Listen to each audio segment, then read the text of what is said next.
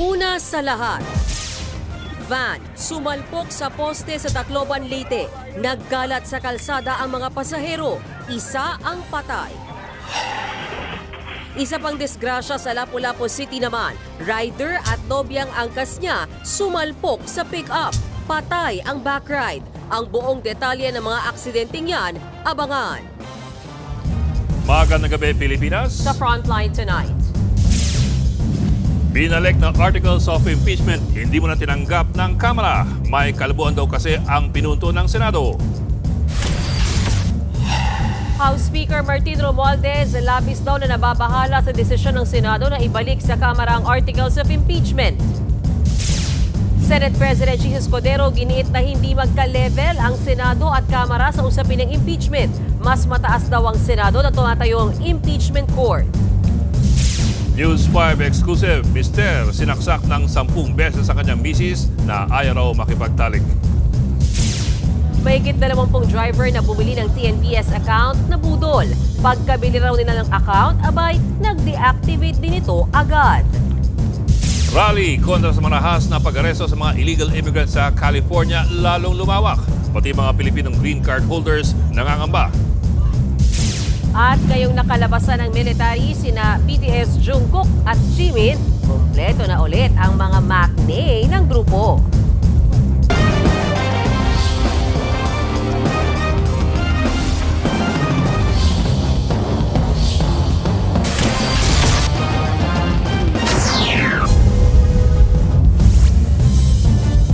Hindi mo natatanggapin ng Kamara ang binalik ng Articles of Impeachment ng Senado laban kay VP Sara Duterte. May kalabuan daw kasi ang ipinunto ng Senado. Nasa frontline ang balitang yan si Marian Enriquez. Sa isang misa sa Batasang Pambansa, ipinagdasal at binasbasa ng mga kopya ng Articles of Impeachment laban kay Vice President Sara Duterte. Sa kanyang homily, may pasaring si Father Flavie Villanueva sa mga senador na bumotong ibalik sa Kamara ang Articles of Impeachment. Ang mga taong humusga, 18 senador, ang mga hudas na mukhang alagad, ngunit ang kanilang mga kilos ay balasubas. Sila ang mga Pilato na may kapangyarihan bilang hari ng saligang batas, ngunit ginamit ang poder, naghugas ang kamay upang imbis ang hari ng katotohanan ang bigyan laya, pinili ang kamatayan at si Barabas. Ayon sa House Prosecutors, hindi muna nila tatanggapin ang ibinabalik na Articles of Impeachment ng Senado. Gusto raw muna sana nilang maghain ng motion to seek clarification para humingi ng kaliwanagan sa impeachment court. Nanindigan si House Prosecutor Jervy Luistro na naaayon sa saligang batas ang impeachment complaint at hindi lumabag sa one-year prohibition rule. Imposible rin daw ang gusto ng impeachment court na ipaalam ng Kamara sa ilalim ng 20th Congress na handa silang ipagpatuloy ang impeachment complaint. Hindi pa naman daw kasi nagko-convene ang 20th Congress. We do not defy. We do not disobey. We are merely deferring receipt of the same to give way to the clarification of all these issues surrounding the actions taken by the Senate last night. Tuloy na ang impeachment trial. No one can stop this anymore. Giit naman ni House Prosecutor Joel Chua, labag sa saligang batas ang ginawa ng Senado. Tila nag-aabogado na raw ang ilang senador para sa bise, gayong ang kanilang obligasyon ay maging horado. Wala naman po sa mandato ng mga senador ang mag-file at magdesisyon sa ganitong klaseng mga motion na dapat sila ay aakto na impartial o neutral. Pero ngayon po parang hinaharang po nila ang demokrasya po dito sa ating bansa. Gayunman, welcome sa House Prosecutors ang paghahain ng summons ng Senado sa kampo ni VP Sara. Ang ibig sabihin lang daw nito, kinuha na ng Senado ang jurisdiction sa kasong ito, kaya mas malinaw na tuloy ang impeachment trial. We do not do this thing, we are sending the wrong signal to the Filipino people that our constitution can just be violated by powerful people. Hindi po ba? Hindi ito laban sa isang tao lamang. No, it's not personal. Bago mag-adjourn ng sesyon, formal na inaprubahan ng Kamara ang resolusyong nagsacertify o nagpapatunay na naaayon sa saligang batas ang pagpapa-impeach kay VP Sara noong February 5. Inaprubahan din ang motion na i-defer o hindi muna tatanggapin ang ibinalik na articles of impeachment ng Senado hanggat hindi nila nasasagot ang ihahaing clarificatory queries ng prosekusyon. Naniniwala ang ilang House prosecutors gaya na Bukidnon 2nd District Representative Keith Flores at Antipolo 2nd District Representative Romeo Acop na may intensyong ibasura o i-delay ng Senado ang impeachment trial ni VP Sara. Pero umaasa silang uusad na ang impeachment trial para maipakita na ang mga ebidensya. Nagbabalita mula sa Frontline, Marian Enriquez, News 5. Kinalampag ng iba't ibang grupo ang Senado para ipanawagang litisin na si Vice President Sara Duterte. Nawawalan na raw sila ng kumpiyansa sa liderato ni Senate President Chis Escudero. Nasa frontline na balitang yan si Gio Robles. Kinalampag ng mga galit na rallyista ang gate ng Senado matapos subukang makapasok sa compound. Binubuo sila ng mga grupong nagsusulong ng impeachment laban kay Vice President Sara Duterte. Bahagyang nagkatensyon pero agad din itong humupa. Hanggang sa nagdaos na lang sila ng programa sa tapat ng Senado. Ayon sa grupong Akbayan, pambabalahura, pambabastos at pananabutahe ang desisyon ng Senado na ibalik sa Kamara ang Articles of Impeachment. Wala raw kasing kapangyarihan ang Senado na gawin ito, anila, isang paglabag yan sa saligang batas. Sa totoo nga, kung ako lang masusunod, dapat wag tayong pumayag na i-return at i-remand. Kasi walang ganyang kapangyarihan ng Senado. Walang sinasabing ganyan sa konstitusyon, wala sa kanilang sariling House rules. Higit 3,000 rallyista ang lumahok ayon sa PNP. Pinangunahan niya ng Akbayan, Tindig Pilipinas, mga student leader at religious groups. Lahat sila nawalan daw ng kumpiyansa sa liderato ni Senate President Chis Escudero kasunod ng desisyon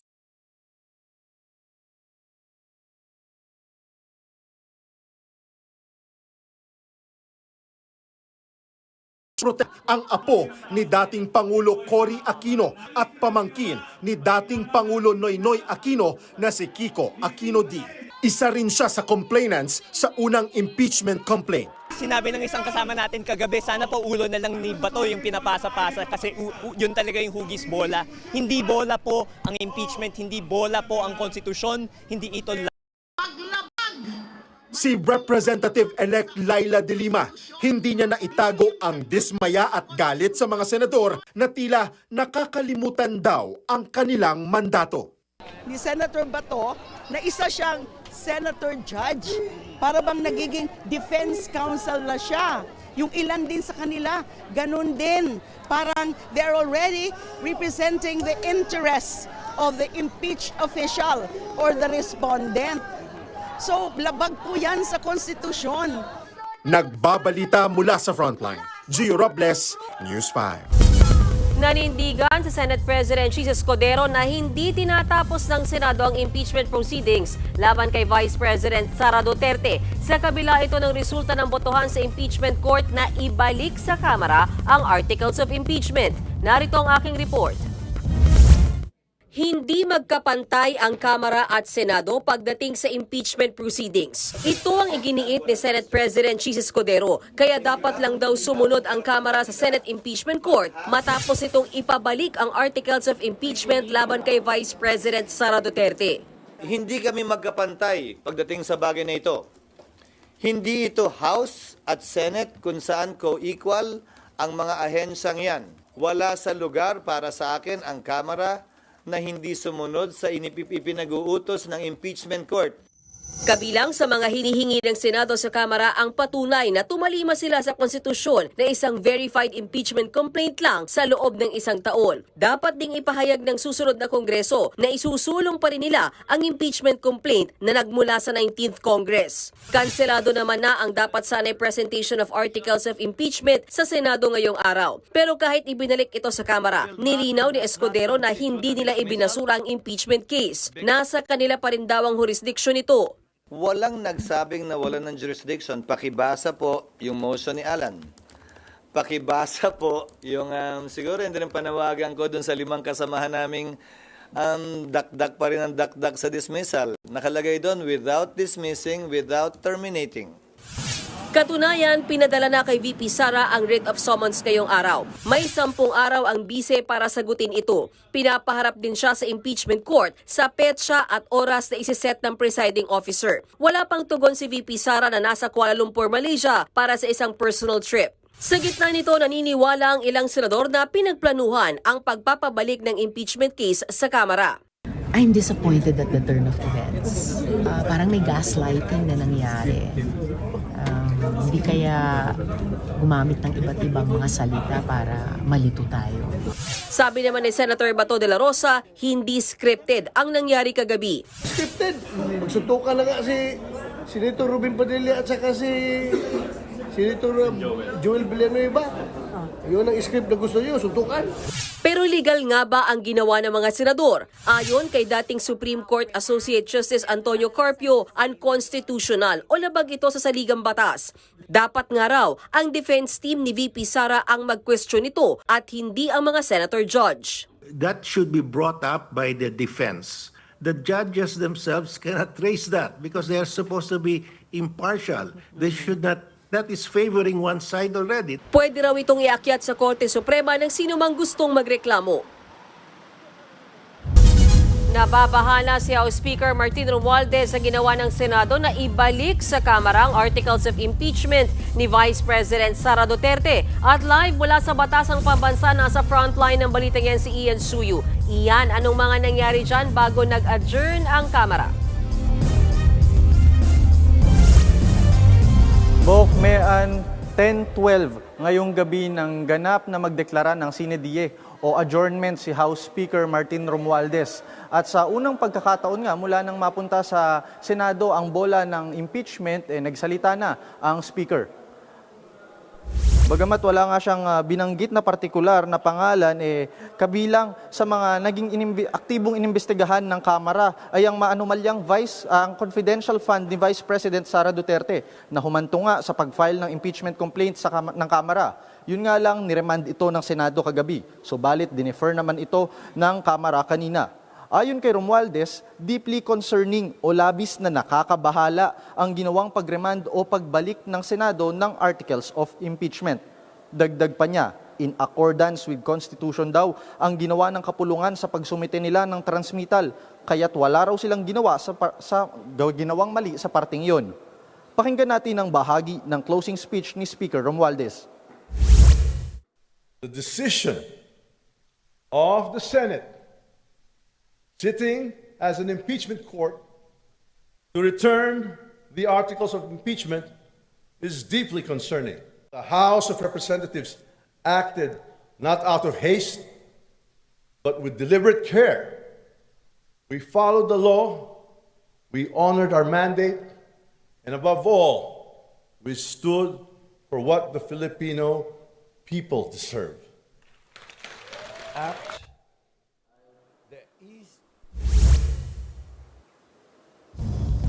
Bokmean, mukhang sa 20th Congress na nga natin malalaman kung ano ang sasapitin ng impeachment complaint laban kay Vice President Sara Duterte. At sa kabila naman yan ay may kabuuan na 1,565 na naipasang measures at naisabatas naman na 265 national and local laws ang Kamara.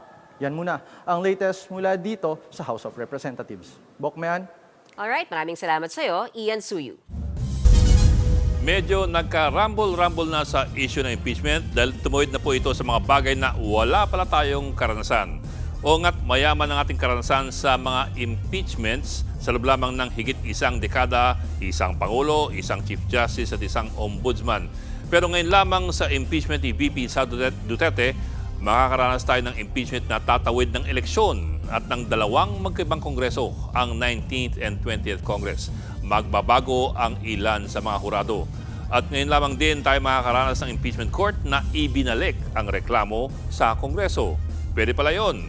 Actually, pinag-aawayan pa kung pwede nga yun. Dahil sabi nga nila, pagdating sa impeachment, sui generis. Unique po siya. Maraming bagay sa kanya na wala ang kahalintulad. At dahil po dyan, maraming mga bagay na ngayon pa lamang masusubukan at hindi po natin alam kung paano ito magtatapos. Halimbawa, ang amended motion ni Senator Judge Bato de la Rosa na ibalik ang Articles of Impeachment doon po sa Kongreso. Wala pong probisyon sa konstitusyon tungkol sa pagbabalik ng Articles of Impeachment sa Kongreso. Wala rin banggit nito sa Rules of Impeachment ng Kongreso o ng Senado. Pwede bang gawin ito? Well, ginawa na nga po ng Senado. Ang tanong kung ito ba ay pinapayagan. Pero sino magsasabi kung ito ay papayagan? Ang Korte Suprema ba? May ilang desisyon na po ang Korte Suprema sa nakaramang impeachments pero wala pa tungkol sa isyong ito mismo. Sunod na tanong na wala ring malino na sagot. Utos ng Senado sa Kongreso i-certify na hindi dito nilabag ang constitutional ban ng 1 impeachment complaint per year. Ang tanong naman ng ilang dalubhasa, kung sasabihin din pala ng Kongreso na nilabag nito ang konstitusyon, bakit pa nito inakyat ang impeachment complaint? At ang pangalawang utos ng Senado, ng Senate Impeachment Court sa Kongreso, isa raw assurance mula sa susunod o sa 20th Congress na nais itong ipatuloy ang impeachment complaint. Ang susunod na Kongreso po ay wala pa. Mabubuo pa lamang ito sa Hulyo 28 para sa sona ng Pangulo. At ito pa po, kasabay ng mga utos nito sa Kongreso, inutusan na rin ng Senate Impeachment Court si VP Sara Duterte na magbigay ng sagot sa mga kasong kanyang kinakaharap sa loob lamang ng 10 araw, 10 days deadline. Matapos niyan, ang mga House prosecutors naman ang bibigyan ng Senate Impeachment Court ng 5 araw para sagutin ang sagot ni VP Sara. Yun lang, pinasasagot na sa Vice Presidente ang mga alegasyon na pinabalik naman ng Senate Impeachment Court doon sa Kongreso. Lahat po yan, ilan lamang sa mga bagong isyong kinakaharap ng Senate Impeachment Court at ng taong bayan. Iba't iba ang mga sagot, depende po kung sino ang iyong tatanungin. Pero yun nga, ang impeachment trial ay sui generis, wala pong kahalintulad. Muling naghain sa Korte Suprema ang kampo ni VP Sara para ibasura ang impeachment complaint laban sa kanya. Gate ng petitioner na si Attorney Israelito Torion, hindi pwedeng ituloy sa 20th Congress ang reklamo. Labag daw ito sa Senate rules dahil otomatikong tapos na raw ang mga nakabinbing kaso sa 19th Congress oras na matapos ang termino nito sa June 30. Supplemental petition o dagdag lamang ang inihain ni Torion sa nauna niya ng petisyon na ipabasura ang impeachment case dahil wala raw itong basihan. Can you impose upon the next Congress your proceedings? Of course not. You give a fresh authority, you give fresh discretion to the new senators. Common good behavior prevents you from doing that. Kambyo tayo sa ibang balita, isa po ang patay sa karambolan 2 motorsiklo at isang pickup sa Cebu. Nagsimula raw ang disgrasya sa gitgitan ng 2 motorsiklo. Yan ay pa sa frontline report ng ating Visayas correspondent na si John Aroa. Kita sa kuwang ito ng CCTV ang matuloy na takbo sa motorsiklo sa Lapu-Lapu City, Cebu. Hanggang sa heto na ang sumunod na eksena. Tumilapo ng rider at kanyang angkas. Bumangga na pala ang motor sa kasalubong ng pick-up. Nadamay din ang isa pang motorsiklo kung saan sugatan ang nagmaneho nito. May mga bali sa katawan at matinding injury sa ulo ang nakabanggang rider. Habang ang kanyang angkas na kanyang nobya, dead on arrival sa ospital. Base sa investigasyon, sinundo ng rider ang kanyang nobya ng isang teacher. Sa lugar na ito nangyari yung aksidente. Ayon sa mga nakakita, mula roon ay matuloy na nga yung takbo ng 2 motorsiklo na tila nagkarirahan. At pagdating sa lugar na ito ay nagkagitgitan itong 2 motorsiklo at sinubukang mag-overtake itong isang rider ngunit bumangga sa kasalubong ng sasakyan. Tumama yung ulo ng babae sa bumper ng sasakyan. Tapos lumipad at nagpaikot-ikot pa ang babae sa ere.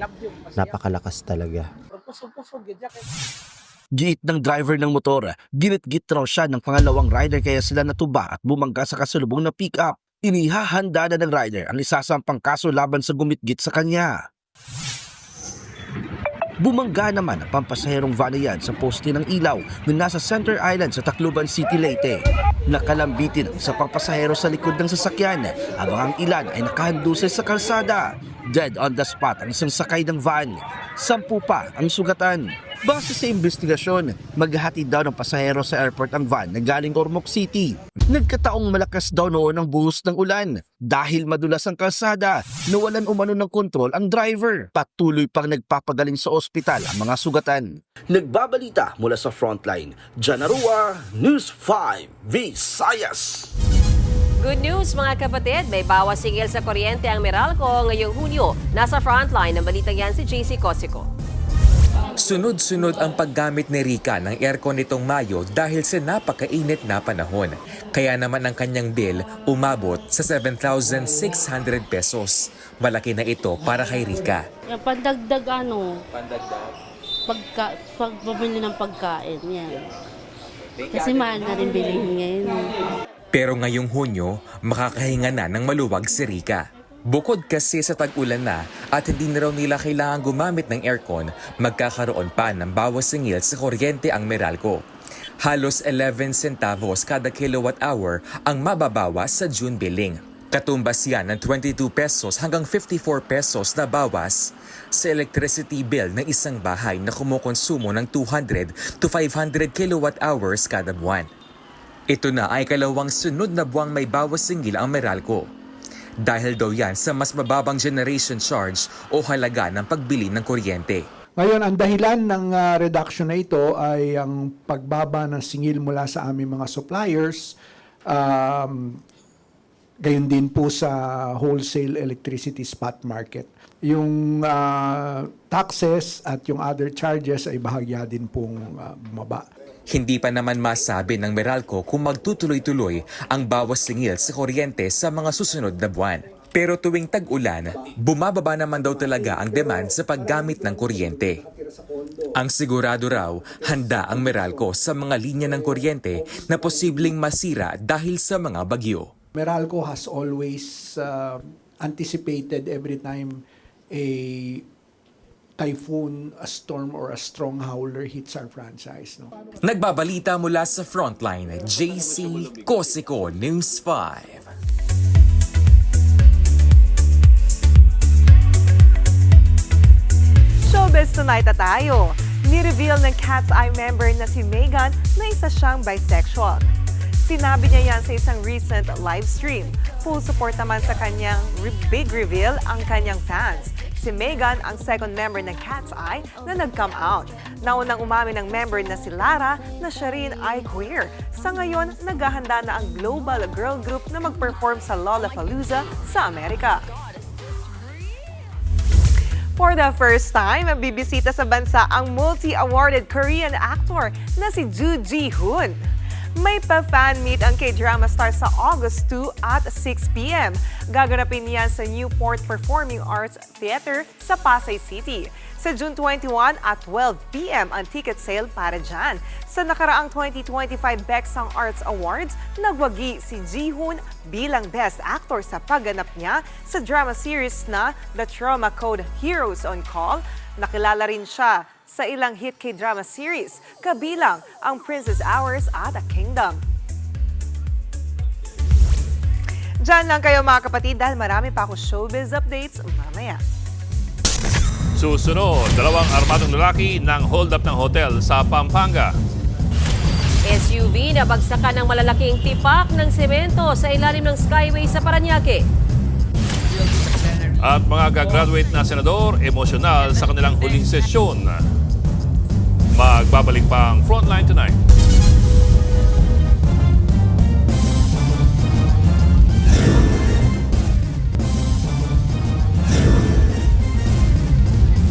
Kita sa video na ito ang pagbaba ng mga hold-upper mula sa kotse sa Tondo, Manila. Agad-agad silang hinabol ng mga pulis. 2 naaresto habang nakatakas naman ang 2 iba pa. Hinold up nila ang TNVS driver pero nautakan sila nito. Ibinaba ang mga hold-upper sa lugar kung saan nakapwesto ang mga pulis kaya nahabol agad ang mga suspect. Emosyonal ang ilang senador na graduate na ngayong 19th Congress. Binigyan sila ng pagkakataong magpasalamat ngayong huling araw ng sesyon. Nasa frontline ang balitang yan si Camille Samonte. Formal nang nagsara ang 19th Congress sa Senado at tuwing huling araw ng sesyon, nakaugalian na ng mga papaalis sa senador na magbigay ng kani-kanilang valedictory speech. Ngayong 19th Congress, 6 na senador ang gagraduate. Isa riyan sa Senator Cynthia Villar.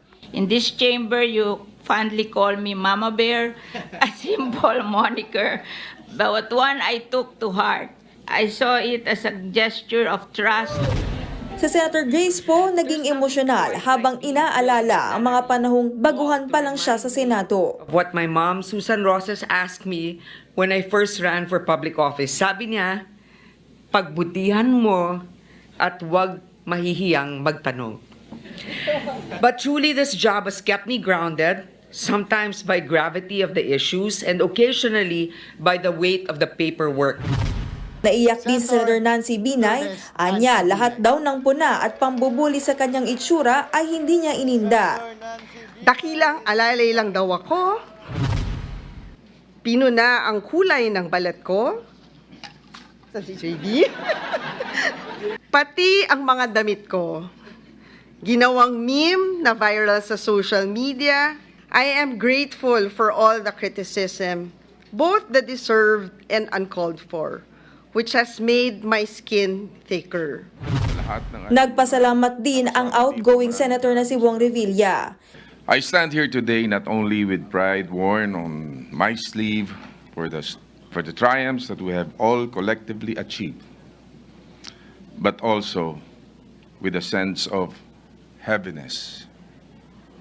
Isang bigat na hindi dulot ng pagkalungkot, but of the weight of all the memories we have weaved together, of all the lessons learned, of the privilege of public service.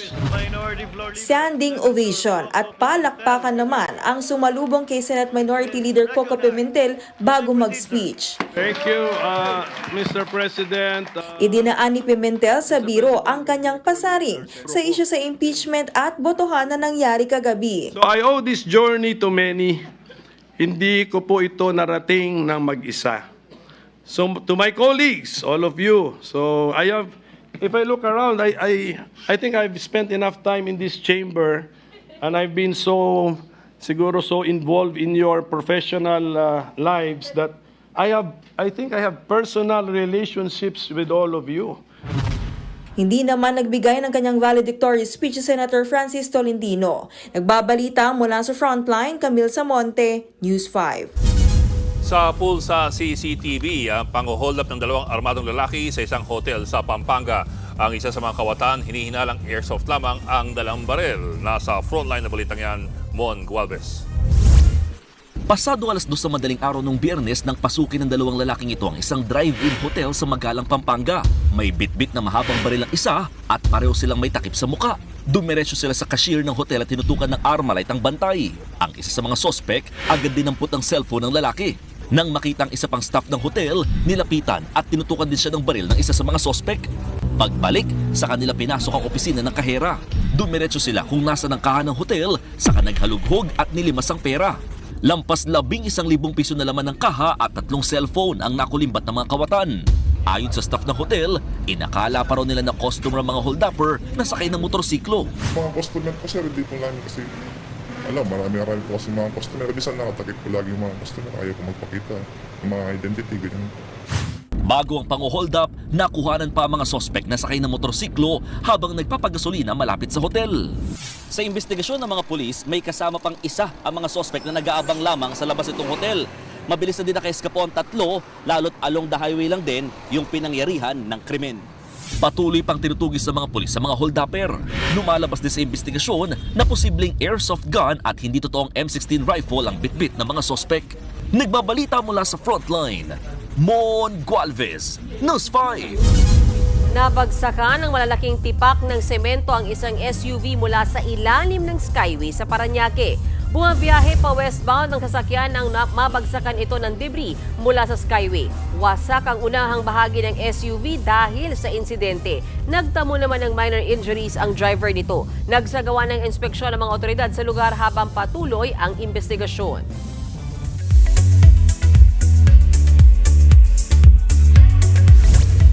Pinabulaanan ng Viva Artists Agency ang isyong nagkaroon ng anak ang kanilang artists na sina Sian Lim at Luis de los Reyes. Ayon sa Viva, mali at libelous ang paratang sa dalawa nilang artist. Itinuturing nilang clickbait ang article na pasimuno ng malisyosong paratang. Unang nagtambal sina Sian at Luis sa pelikulang Hanggang Kailan noong 2019. Susunod, News 5 exclusive. Ginang sa Mandaue City, pinagsasaksak ng kanyang mister dahil ayaw raw makipagtalik.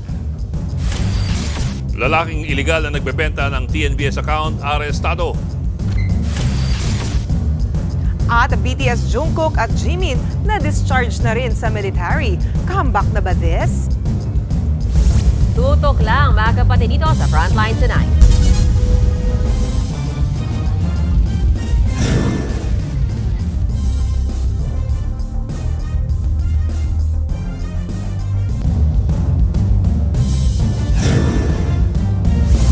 Pinagsasaksak ng mister ang kanyang misis dahil ayaw raw makipagtalik. Nagmamakaawa ang mister na huwag siyang ipakulong. Nasa frontline ng balitang yan, ating News 5 Visayas correspondent John Arroa, exclusive.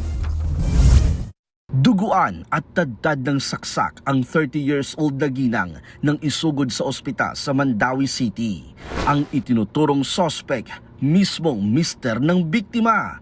Agad namang dinampot ng mga otoridad ang kanyang asawa.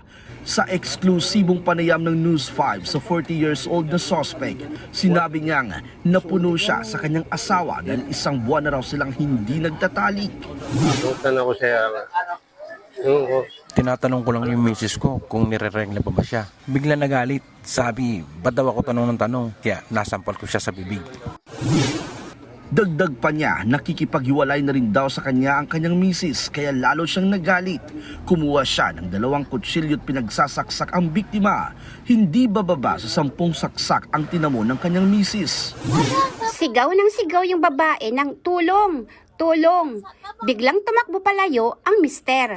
Kwento ng mga kapitbahay, away-bati talaga ang mag-asawa dahil seloso ang sospek. Abot langit naman ang pagsisisi ng mister sa kanyang ginawa. Humihingi ako ng kapatawaran sa asawa ko. Huwag mo sana akong ikulong dito. Kahit para lang sa ating mga anak. Para masuportahan ko pa rin sila. Kahit di ka na makipagbalikan sa akin, tatanggapin ko. Nagpapagaling na ang biktima sa ospital habang mahaharap naman ang lalaki sa kaukulang reklamo. Nagbabalita mula sa Frontline, John Arroa, News 5 Visayas. Nabudol ng mahigit 20 driver na bumili ng TNVS account. Nagbayad sila ng hindi bababa sa 15,000 pesos para mairehistro sa app pero na-deactivate daw sila kalaunan. Nasa Frontline ang balitang yan si Brian Castillo. Huli ka, huli ka, huli ka. Hindi na nakaporma ang lalaking ito sa harap ng isang convenience store sa Taguig nang biglang damputin ng mga tauhan ng PNP Highway Patrol Group. Nagpapakilala ang suspect na si Alias Kurt bilang ahente ng isang transport network company o TNVS. Ang modus niya, magbenta ng TNVS account sa mga gustong maging driver o operator kapalit ang 15,000 pesos. Nung una, nakakapasok at nakakabiyahe naman ang kanyang mga kliyente. Pero makalipas ng 1 o 2 linggo, biglang ma-deactivate ang account.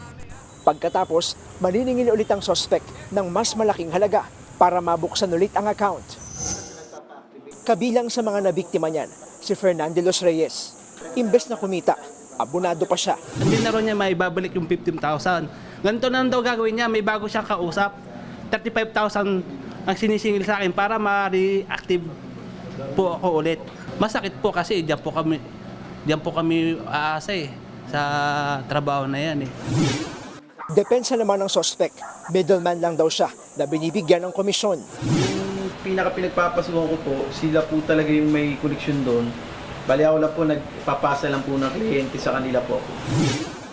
Iniimbestigahan ng Highway Patrol Group ang posibilidad na inside job ito. Baka raw may mga kasabwat si Alias Kurt sa loob mismo ng Transport Network Company dahil kaya nilang i-deactivate ang account. Sa ngayon, mahigit 20 biktima na ang dumulog sa pulisya. Nangangala pa ng mga ebidensya para maiangat sa large-scale estafa. ang isa sa pangreklamo laban sa suspect. Sa isang pahayag, sinabi naman ng Grab Philippines na tanging mga application na dumaan sa kanilang opisina at sa mga authorized channels lang ang kanilang tinatanggap at pinoproseso. Hindi rin daw kinukonsente ng kumpanya ang anumang panluloko. Mula sa sino mang gustong pagkakitaan, ang mga naghahangad lang na makapaghanap buhay sa ilalim ng TNVS industry. Tiniyak din ng Grab na handa silang makipagtulungan sa anumang investigasyon para mapanagot ang mga manluloko. Nagbabalita mula sa Frontline, Brian Castillo, News 5.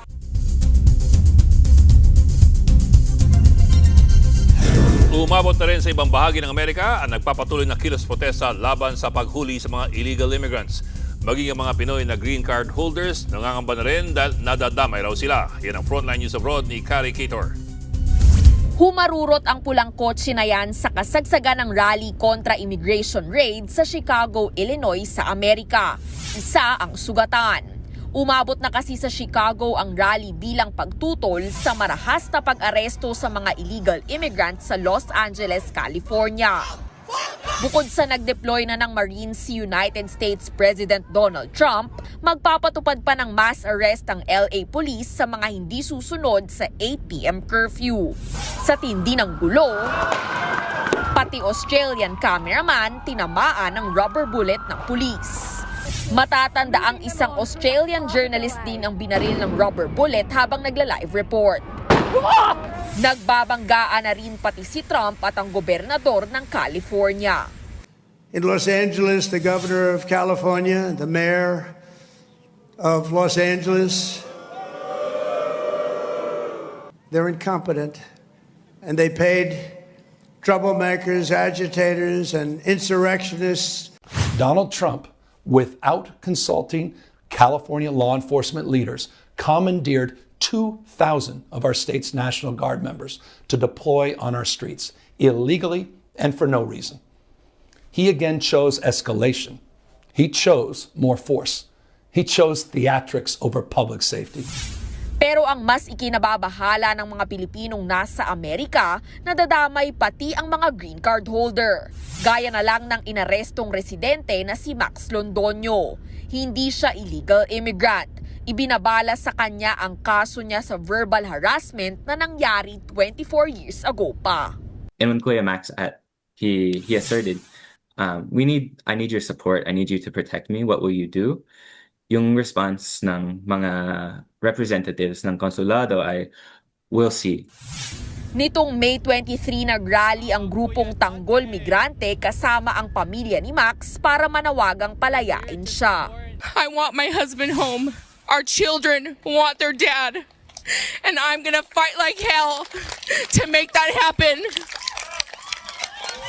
Pero hanggang ngayon, hawak pa rin ng immigration si Max at posible raw mapadeport. Giit ng Tanggol Migrante, kulang ang aksyon ng gobyerno ng Pilipinas.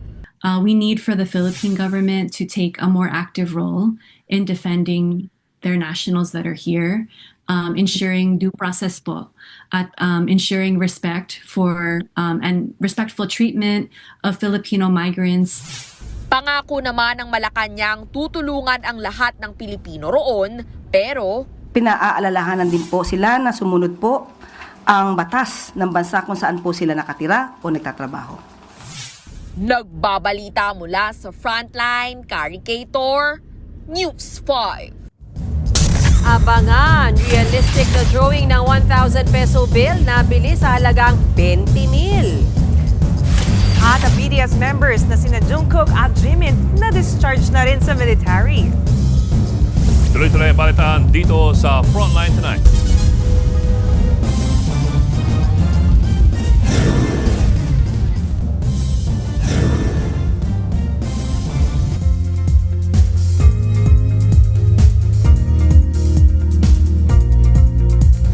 Mga kapatid, may bagong low pressure area sa bansa. 600 kilometers ang layo nito sa silangan ng Baler, Aurora.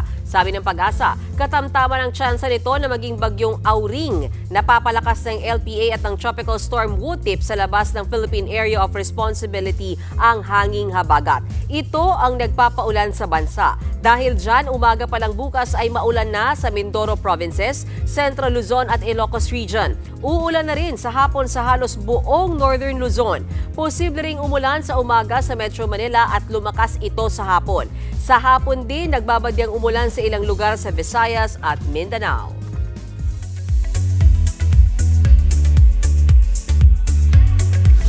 Six out of 7, malapit na makumpleto muli ang BTS after ma-discharge ng dalawa pang members na sina Jungkook at Jimin. Narito ang frontline report ni News 5 digital producer Von Belinario. May pa-flower bouquet at maraming mic. Ganyan kabongga ang pagbabalik mula sa military service ni na BTS Jungkook at Jimin. Napareflect din sa kanilang experience ang G-Cook. 저희가 군대를 와보니까 되게 쉽지 않은 곳이었던 것 같아요. 옆에 고생하시는 분들도 너무 많고 해서 혹시 괜찮으시면은 길 지나가다가 군인분들 한번 보게 되시면은 가볍게라도 그냥 따뜻한 말이라도 해주시면은 너무 영광일 것 같습니다. 정말 저희랑 같이 이제 생활하신다고 너무 고생 많으셨고 또 잘 챙겨주셔서 너무 감사했다고 말씀드리고 싶습니다. Sinabi nila yan sa harap ng maraming fans kabilang ng isang Pinoy Army. We're very enthusiastic, we're very excited and looking forward to all the events, to J-Hope's concerts and to Jimin Suga's next discharge on 21st. Kahapon lang nang ma-discharge sina RM at V. Sa June 21 naman inaasahang lalabas sa service si Suga. Habang sa June 30 naman ang 30th anniversary ng Bangtan Boys. Nagbabalita mula sa frontline, Von Belinario, News 5. At yan ang latest and hottest sa Frontline Showbiz tonight. Ako po si Jenny Alipon. Happy Wednesday, mga kapatid.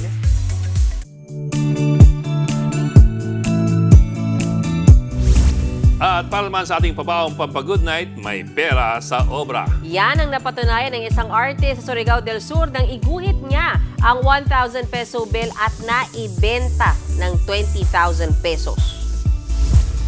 Ayan ang 3D realism artwork ng artist si RJ. Nagandaan daw siya sa disenyo ng bagong pera kaya niya ito dinawing. Nasa 8 oras daw niyang kinaririyan. Bok, hindi naman nauwi sa wala ang kanyang artwork. Ipinost niya ang 1,000 peso bill artwork at binili ito sa kanya ng 20,000 pesos. Kwento ni RJ, nakakataba ng puso na may nakaka-appreciate ng kanyang artwork kaya mas ginaganahan daw siyang gumawa ng mga obra. Galing nga. Times 20. Pa niya, nabenta na. Oo nga. Pero mga mukhang pera talaga, nag-iisip ko, paano kaya natin magagawa yun? Kumita ng 20,000 ah. Galing. Galing. Wala akong talent sa pag-ganon. Drawing. Ako din, Sir Ekis. Oo, kayong gastusin yun. Check. Okay. Yan po ang 45 minutong paghimay sa malagang headlines. Balitan at diskusyon para sa paghubog ng matalinong opinyon. Kami yung kasangga sa pagbabalita. Ako po si Mayan Los Baños. Ako lang po si Adlingao. Magandang gabi.